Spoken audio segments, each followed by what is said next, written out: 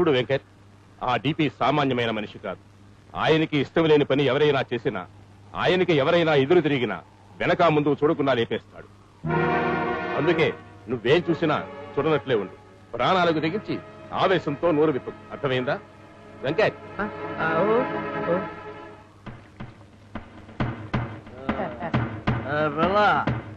దాహంగా ఉంది, కొంచెం నీళ్లు పోస్తావా?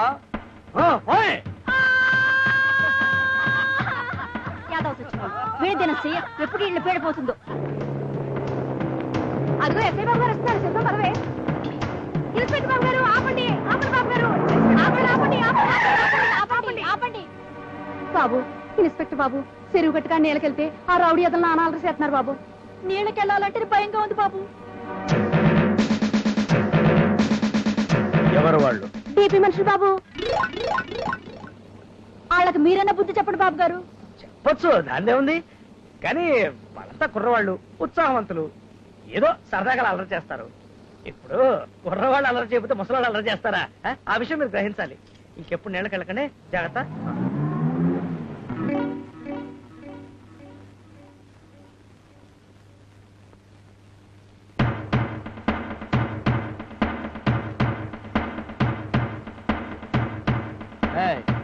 మీరంతా బయటికి పోండ్రా. ఎందుకు వెళ్ళాలి? నేను తాకాడుకోవాలి ఇక్కడ. ఇది లైబ్రరీ, క్లబ్ కాదు. అదంతా మాకు తెలిసిన బయటికి పోయిరా. మనకంటొస్తారా?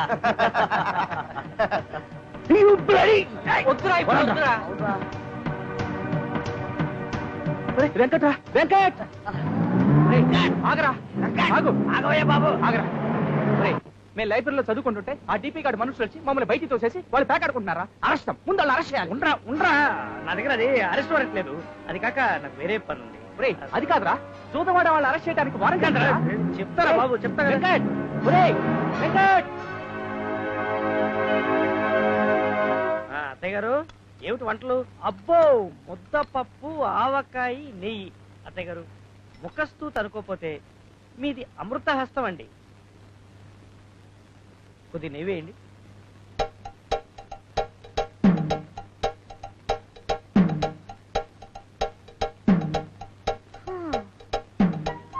గుర్రం గుడ్డిదైనా దాణా మింగడానికి ఏం తక్కువ లేదని ఇందుకు మాత్రం రెడీ. తిను తిను తిను. ఏరా, చిన్నప్పటి నుంచి ఉప్పు కారం అలవాట్లేవా? అంతేలే, అవి తిన్న వాళ్ళకే సిగ్గు శరం ఉంటాయి.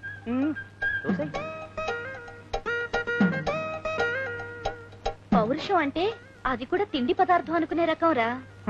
సంతలో సోడాలు అమ్ముకునే వాళ్ళందరినీ సబ్ ఇన్స్పెక్టర్ చేస్తే ఇలాగే ఏడుస్తుంది. ఏం మాట రావి, మీకు రాను నోరు ఎక్కువైపోతుంది. అవును, అతనికి పౌరుషం లేదు, అయితే అన్నం తినకూడదా? నువ్వు తిను బాబు, తిను. అతనికి మీసాలే గాని రోషాలు లేవు, అయితే ఆకలి ఉండదా? నువ్వు తిన్నాయినా తిను, ఇంకొచ్చి నెయ్యి వేసుకో.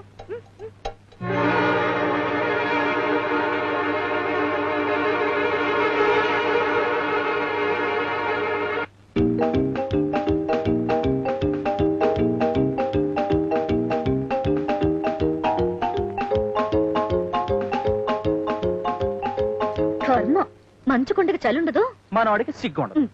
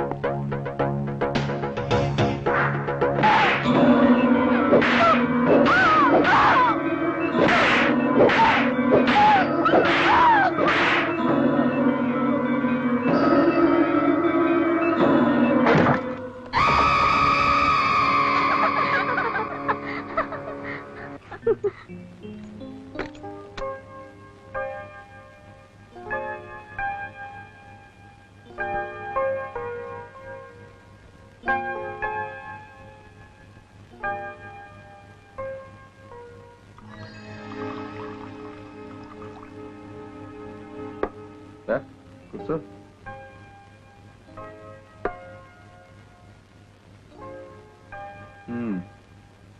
ఏంటి సిగ్గా? నాకు అలాంటివి ఏం లేవు. ఎందుకో తెలుసా, ఇది నాకు ఫస్ట్ నైట్ కాదు. ఇంతకుముందు నాకు ఎంతో మందితో శారీరక సంబంధం ఉంది. మరి నీకెంతమందితో సంబంధం ఉంది? ఏమిటండి మీరు మాట్లాడేది? జస్ట్ సరదాగా అడిగాను అంతే. నీకు ఇష్టం లేకపోతే చెప్పొద్దు. ప్రమాణ పూర్తిగా చెప్తున్నాను, నాకెవరితోనూ ఎలాంటి సంబంధం లేదు. కనీసం కల్లో కూడా అలాంటి ఆలోచన చేయలేదు. నన్ను నమ్మండి. లేదంటున్నావుగా, నమ్ముతాలే.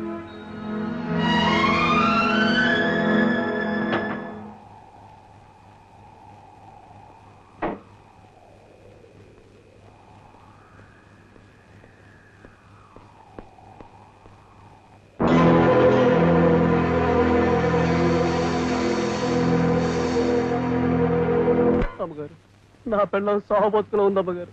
ఆపరేషన్ చేసి బిడ్డను తీయాలంట. దానికి బోలెడు ఖర్చు అవుతుంట. అయ్యగారిని అడగాలంటేనే భయంగా ఉందమ్మా. బాధపడకు వీరన్నా, మేమంతా ఉన్నాగా. చూడు, నీ భార్యకు సుఖంగా ఆపరేషన్ జరుగుతుంది, 12 బిడ్డను కంటుంది. ఇదిగో, ఇది తీసుకో. అమ్మగారు, పర్వాలేదు, తీసుకోరా.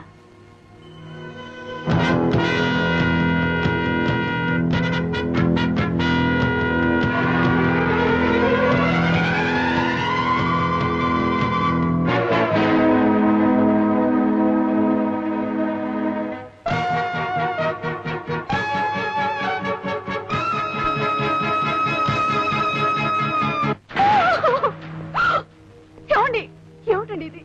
నేనేం తప్పు చేశాను నన్ను ఇలా హింసిస్తున్నారు? చెప్పవే, ఆ పాలేరుగాడితో నీకెన్నాళ్ళ నుంచి సంబంధం ఉంది? ఏమండి? బంగారపు గాజు కూడా ఎదురిచ్చేంత స్పెషాలిటీ ఏం చూసావే వాడి దగ్గర? ఏమండి, ఏమిటండి మీరు అనేది? నేనే పాపం ఎరగనండి. నువ్వు కళ్ళబుల్లేడుకు లేడిస్తే నమ్మేస్తాననుకుంటున్నావా? నువ్వు ఒక బజారాడదానివే, బజారాడదానివి. ఏమండి, మనకు పుట్టబోయే బిడ్డ మీద ప్రమాణం చేసి చెప్తున్నాను, నన్ను నమ్మండి. నో, మన బిడ్డ కాదు, నీకు ఆ పాలేరుగాడికి పుట్టబోయే బిడ్డ. ఏ, ఆ పాలేరుగాడు కూడా కాదా? అంటే నీ కడుపులో ఉన్న బిడ్డకి బాబెవడో కూడా నీకు తెలీదా? నీకు ఒక మగాడు చాలడనుకుంటే అసలు పెళ్ళెందుకు చేసుకున్నావే? చెప్పు, ఆ పాలేరుగాడితో నీకు సంబంధం ఉంది కదూ? అవును, ఉంది. వాడితోనే కాదు, నాకు పరిచయం ఉన్న ప్రతి మగవాడితోనూ నాకు సంబంధం ఉంది. ఇక ముందు కూడా ఉంది. చాలా. ఇప్పుడు తృప్తిగా ఉందా? ఇప్పుడు సంతోషంగా ఉందా?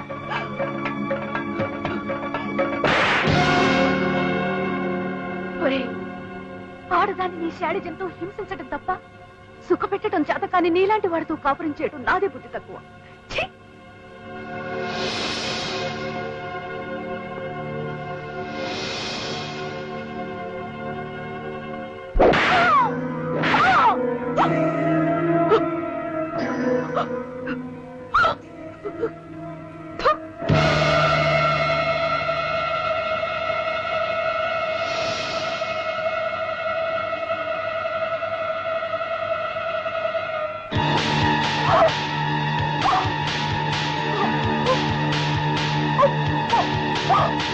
Oh!